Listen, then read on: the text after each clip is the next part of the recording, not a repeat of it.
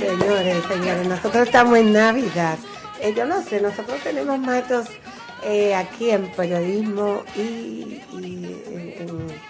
en periodismo y sociedad tenemos los jueves, una sección de migración, ¿verdad? Yo no sé si hablaron el jueves, pero vamos a recomendarle a Sara Espinosa, le vamos a recomendar que le hable a nuestros televidentes, porque nosotros no tenemos tiempo, queríamos hablarle de eso, de esa gracia navideña que presentan las autoridades en esta fecha, y que estuve viendo un reportaje que la gente no la aprovecha porque la desconoce, y es increíblemente, pero son $5.500 yo oí de exención. Eso es mucho dinero. Antes eran 2.000, ahora hay 5.500. Sí, 5.500 de sección, que la gente no lo está aprovechando. Esos dominicanos que vienen, que están llegando a nuestro país, no están aprovechando esa gracia navideña porque desconocen que existe. Entonces vamos a darle esa pinceladita, a dejarle esa bola a Sara, ¿verdad? Para que les toque ese tema a nuestros dominicanos ausentes en el próximo jueves.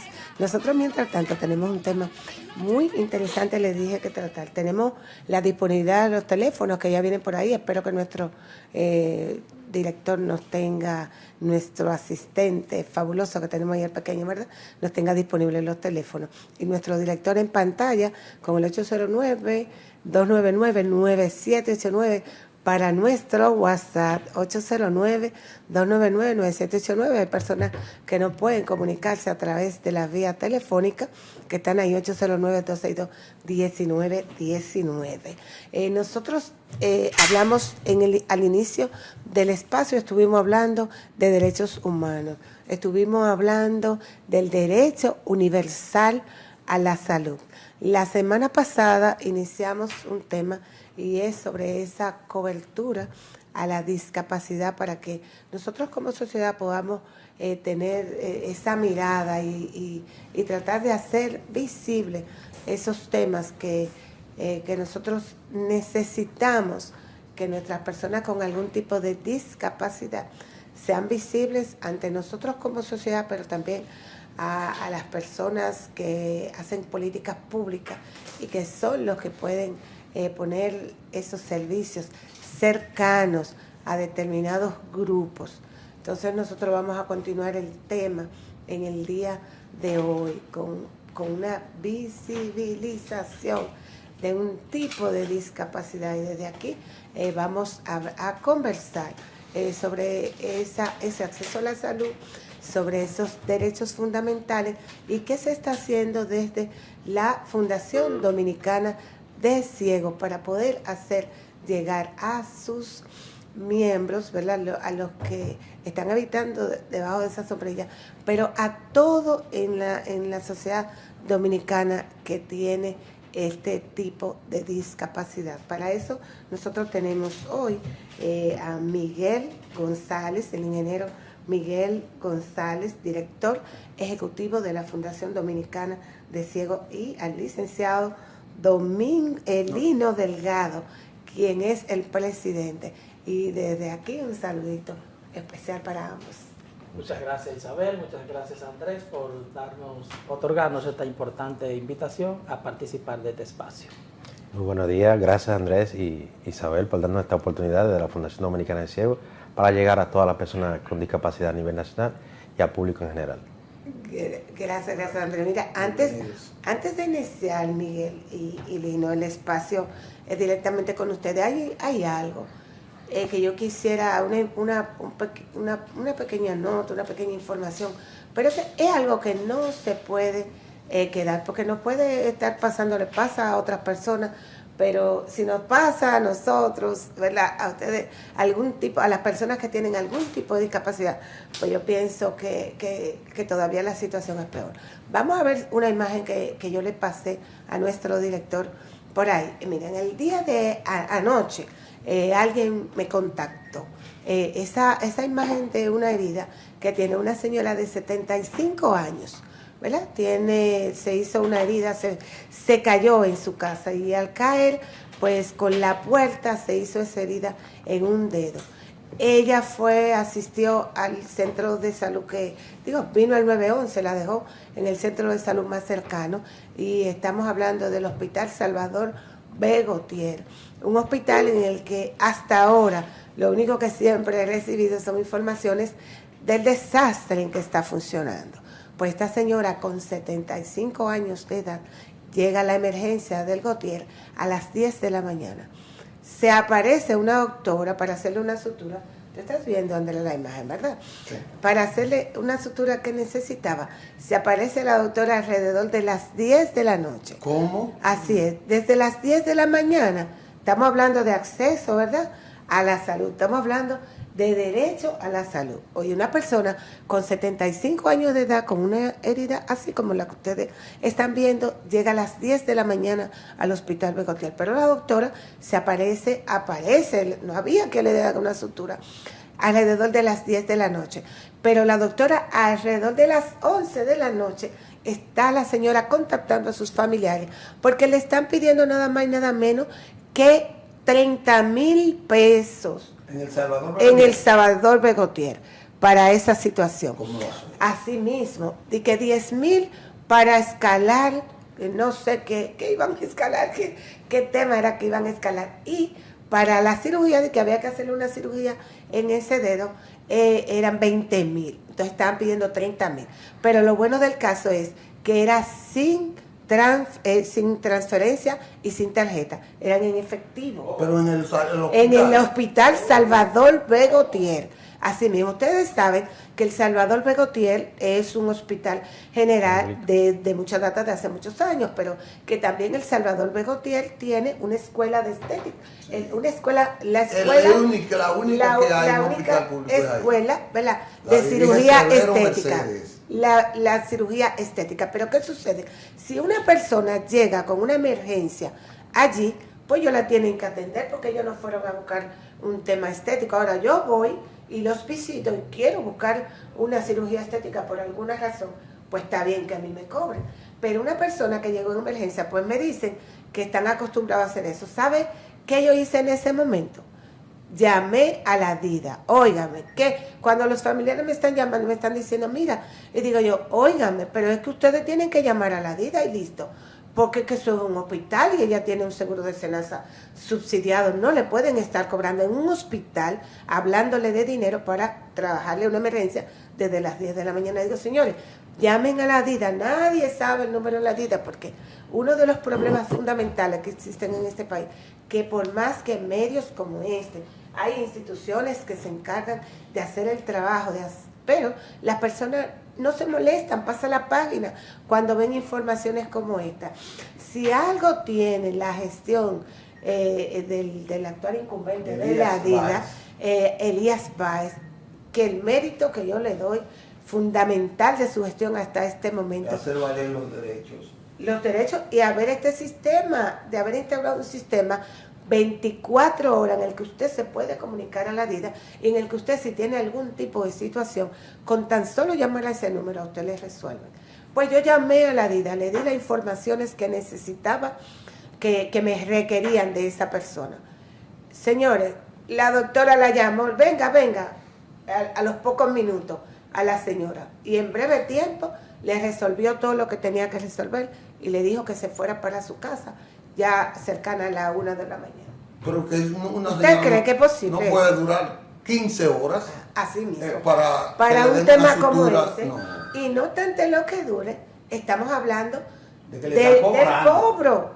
Oiga, y en efectivo, pidiéndole 30,000 pesos en efectivo en ese momento, alrededor de las 12 de la noche. Pero eso no importa la hora que haya sido. Es que no puede ser a ninguna hora, le puede estar un hospital cobrando a una persona en una emergencia, mucho menos, y un hospital no cobra. Entonces hay cosas que es un tema de derecho, lo que decía antes de iniciar el espacio, que no podemos circunscribirnos a decir, a que nuestras autoridades exhiban que tenemos salud universal, porque un 90 y tanto por ciento, dicen ellos, 96, 98% de la población está acreditada con un seguro médico de salud. Claro, ella tiene un seguro médico de salud. Podemos hablar de universalidad en el servicio de la salud con situaciones como esa que se repiten y se ven a diario en nuestro país. Entonces, por eso la importancia de este tema que nosotros vamos a tratar en el día de hoy y los temas que tratamos aquí en el día a día de sociedad y seguridad social. Yo les traje, le doy de entrada con este tema a ustedes para que nosotros hablemos cómo está el tema de los derechos en la salud y el acceso para las personas con discapacidad en este momento. ¿Cómo pueden ustedes evaluarlo? Bueno, realmente el gobierno ha tomado en cuenta a las personas con discapacidad para incluirlas en el Seguro Nacional de Salud, en el SENASA, fundamentalmente en el programa del servicio subsidiado, ¿no? El seguro subsidiado. Sí, entonces, pues ya sabemos que el contributivo automáticamente se genera el pago. Pero sí, a partir de la creación de la ley 8701 y después, fundamentalmente, de sus 10 años de implementación, fue que hubo una mayor apertura para darle acceso a las personas con discapacidad a ese servicio, que indudablemente es muy interesante, es fundamental, como se ha estado hablando a lo largo del espacio, y hay que decirlo también que es un asunto de ley.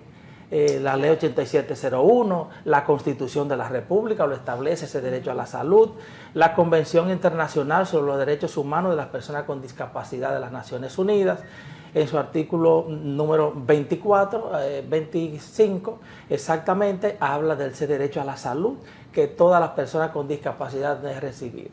Un trato digno desde el punto de vista de ese servicio. Hay muchas dificultades, a pesar de todo, básicamente con mujeres que tienen una condición de discapacidad física, también y que requieren de la asistencia de alguien para subirla a una camilla o bajarla de una camilla, bajarla de la silla de ruedas, etc. Pero a las personas ciegas es más fácil asistir a los servicios médicos por la movilidad que tenemos, ¿no? Se nos facilita mucho más. Pero realmente hay que aún continuar este trabajo de incorporar más personas con discapacidad al Sistema Nacional de Salud. De hecho, conforme al censo del año 2010, tenemos un 12.3% de la población con alguna condición de discapacidad, que en 15 años después de ese censo, el último fue el del 2020, me parece, realmente ha aumentado. Y indudablemente hay que decir que hay muchos factores y elementos que contribuyen a que la condición de discapacidad siga avanzando en nuestro país. Bueno, es importante decir en ese sentido que aunque se ha dado la apertura, pero la persona con discapacidad mayormente no tiene acceso a esos medicamentos de alto costo. Por ejemplo, una persona con discapacidad visual que usa gota para mantener la presión ocular, la falta de lágrimas en los ojos, vamos a decir, lubricación en la vista, no tiene acceso a esos altos costos. Una gente que no trabaja, no se ven alto costo para vosotros que podemos comprarlo, pero para una persona que tiene que comprar 3 gotas, que son a 3.500 pesos, vamos a decir 10.000 o 15.000 pesos, y si trabaja en un empleo base, vamos a decir con un sueldo mínimo, se va todo en eso. Y si no tiene, si no trabaja. Las personas que sufren de glaucoma, que terminan en una condición de ceguera, tienen mucha dificultad para adquirir esos medicamentos porque realmente son costosos y son medicamentos que no les puede faltar y tal. Como dices, son varios medicamentos a usar al mismo tiempo, el mismo día. Y no están en cobertura dentro del plan básico nuestro de la seguridad social. Realmente es una situación... ¿Y qué ustedes sugieren para eso? Bueno, que también se abra el capítulo de apoyo a esos medicamentos que aquellas personas con discapacidad que están en el Seguro Social subsidiado, también se abra un capítulo para que puedan acceder a esos medicamentos que ellos no tienen la economía para poder adquirirlo. Por ejemplo, la fundación, que desde la subvención que recibe del Estado no puede ejecutar o apoyar a la persona con discapacidad porque está prohibido, pues la fundación tiene que buscar otros medios de generar ingresos para apoyar a la compra de esos medicamentos de altos costos para aquella persona que no tiene ningún tipo de entradas económicas, para que puedan adquirir esas gotas. Y no tiene un monto, creo que son 12,000 pesos. Sí, ahí es donde yo voy y donde cuando Miguel se refiere a alto costo, a veces por la gente que conocemos, Sí. pensamos que estamos hablando de los medicamentos que se derivan de enfermedades catastróficas o de alto costo. Exacto. Pero sin embargo, Miguel no está refiriéndose A a ese tipo de medicamentos. Miguel se está refiriendo a esos medicamentos ambulatorios que le receta el médico al paciente cuando va a la consulta.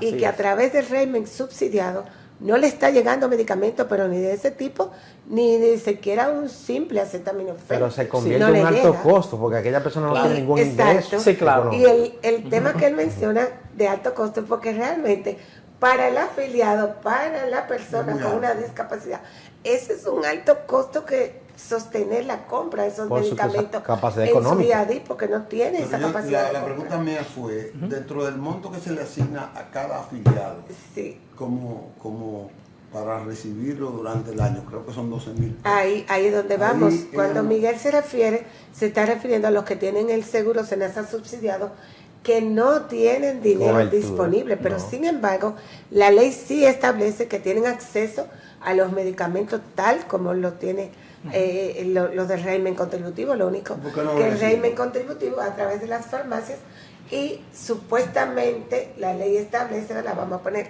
entre comillas, a través de promesas CAR, deberían estar recibiendo las personas del régimen subsidiado estos Entiendo. medicamentos. Se convierte en un alto costo, porque una persona que semanal o quincenal tiene que comprar 3 gotas para mantener yo entiendo su esa parte, ¿verdad? En un mes, que tenga que en 4 semanas gastar 40,000 pesos en gotas, Sí, lo- es bueno, un alto costo, porque no porque tiene entradas económicas. Hay que admitir que a través de las boticas populares hay medicamentos de bajo costo, pero no siempre están ahí.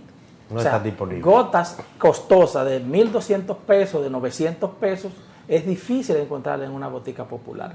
Entonces, en ese sentido es cuando se debe de trabajar el sistema de políticas públicas desde el Consejo Nacional de Discapacidad, CONADIS, a través de esos organismos que sí tienen que ver con el sistema de salud de manera directa, a los fines de crear programas bien definidos donde ese tipo de medicamentos no falte hacia las personas con discapacidad, que se le crean condiciones de facilidades para conseguir esos productos, porque realmente el que tiene el servicio de salud subsidiado es porque no trabaja, no está contribuyendo para conseguir el seguro. sistema de otra forma.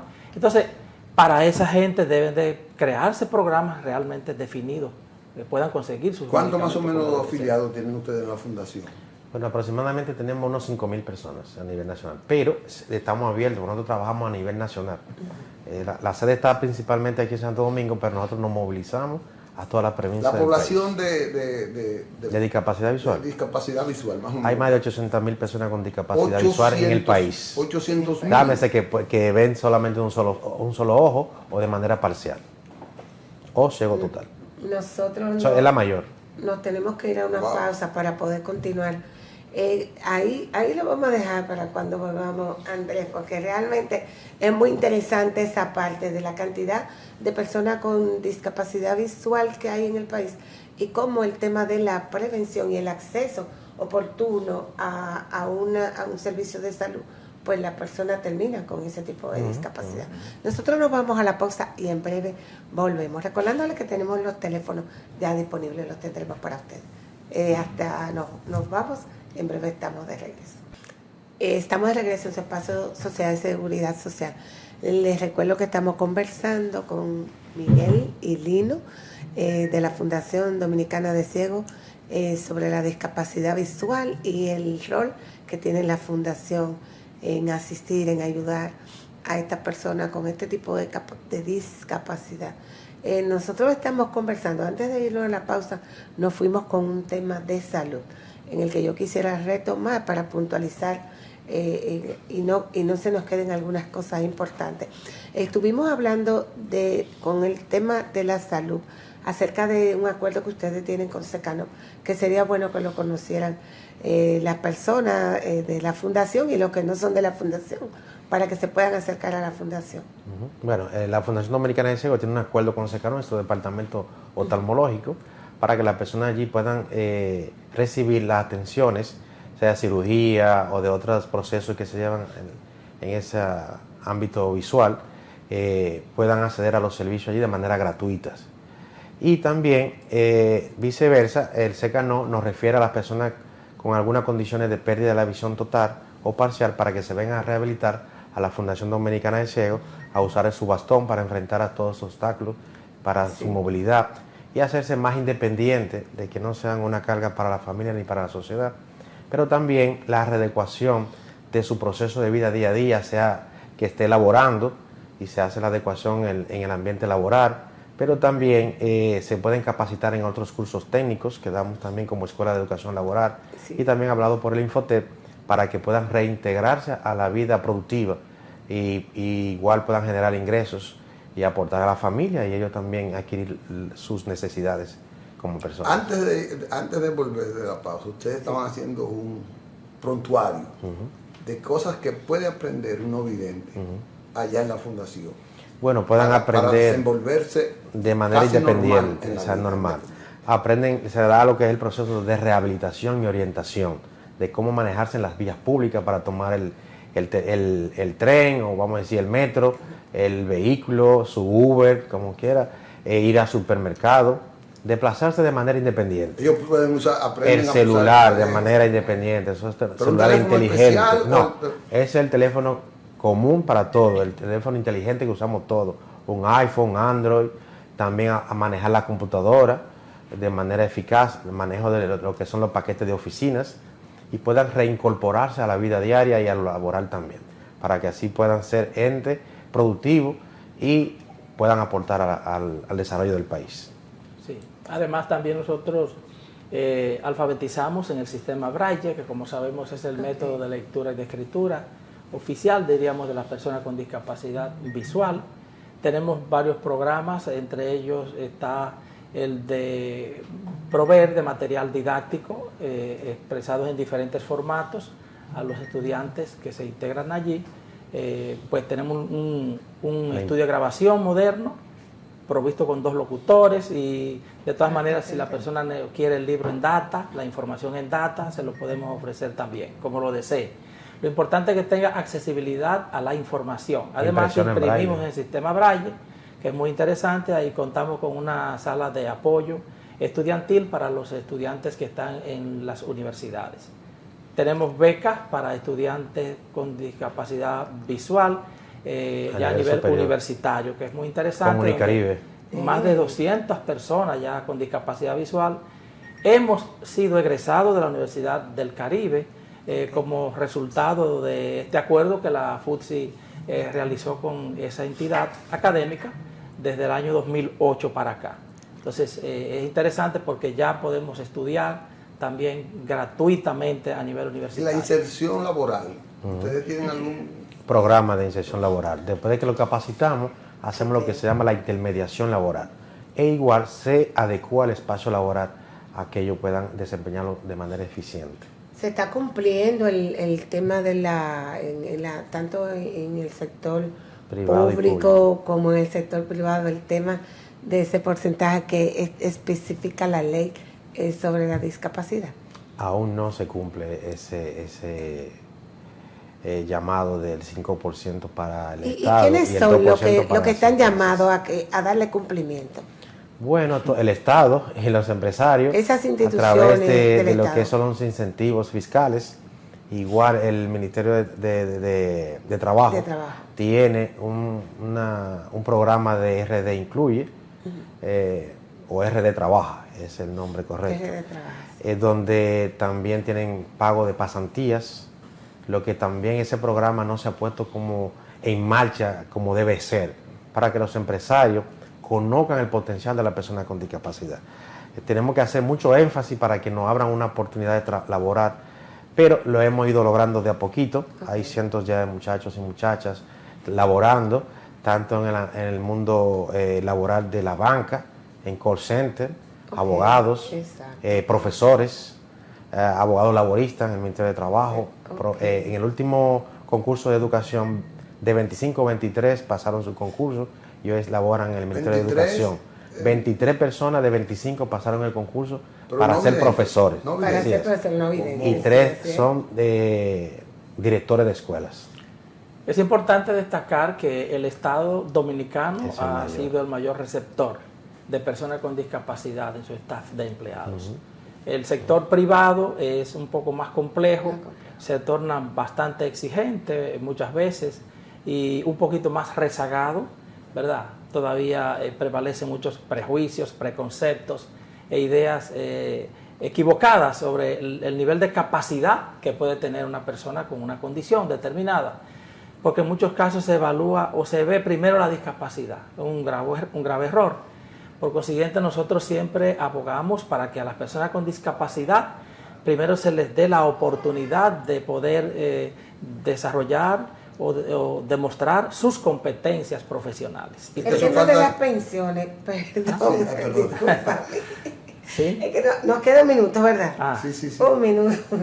El tema de las pensiones, perdóname Andrés, Sí. que me interesa y me gusta, aunque tenemos tan poco tiempo y llegamos ahí. Yo tengo entendido que hay desde niños, desde la escuela, inclusive hay una escuela para Visual. niños con la discapacidad visual y hay un tema de pensiones por el medio. ¿Cómo se maneja? ¿Cómo está manejando esto? Bueno, eso a través de solicitudes. De cuando una madre o padres tienen un niño con discapacidad, se le hace el proceso y se le designa una cuota través de la 6.000 fundación. pesos. Bueno, de todas las instituciones con discapacidad se Ok. refieren.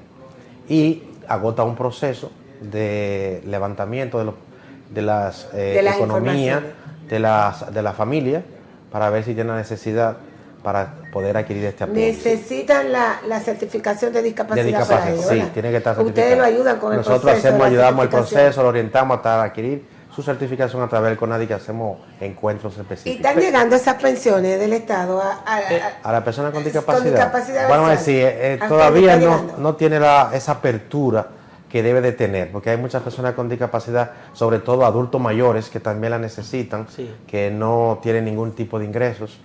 Y es insuficiente, porque 6.000 pesos, como yo le dije ahorita, son 2 gostas para la vista. Sí, yo creo que es importante esa parte de que se agilice un poco más la inclusión de personas con discapacidad a ese sistema de asistencia social, o más bien de mejorar su nivel de vida en cuanto a la pensión. Pero que tampoco es para los jóvenes, no promovemos a los jóvenes que se están preparando Sí. para ir al mundo laboral, sino Ok. para aquellos envejecientes o Claro. niños, O niños, con múltiples exacto. discapacidad, que sabemos que no tienen un futuro educativo ni ambiente laboral para desarrollar. La Bueno. fundación, en 30 segundos que nos den para que ellos puedan decirlo, ¿dónde está ubicada la fundación y los teléfonos? Está ubicada en la avenida Expreso Quinto Centenario, esquina Tunti Cáceres, edificio 11, sector Villajuana. Teléfono 809-245-3444 y 809-538-4161. Ahí estamos trabajando de 8 de la mañana a 4 de la tarde a la disposición de todas las personas con discapacidad visual que requieran de los diferentes servicios que ofrecemos. Gratis. Muchas gracias. Tenemos que darle las gracias necesariamente a Miguel y a Lino por todas estas informaciones y por este programa. Les decimos que estamos aquí en la disponibilidad a poder volver a recibirlo para otros temas, porque son muchos temas, debemos Así es. de ir tratándolo y la finalidad de nosotros es mantener esa visualización que tiene que tener nuestra sociedad con temas como estos. Las gracias a ustedes por estar ahí. Claro está, a los que nos han asistido. Muchas gracias. Nosotros nos vemos el próximo viernes, pero usted el lunes tiene una cita obligada con el doctor Alfredo Polanco, Andrés Matos y Periodismo y Salud. Será Hablando hasta de- entonces. Muchas gracias.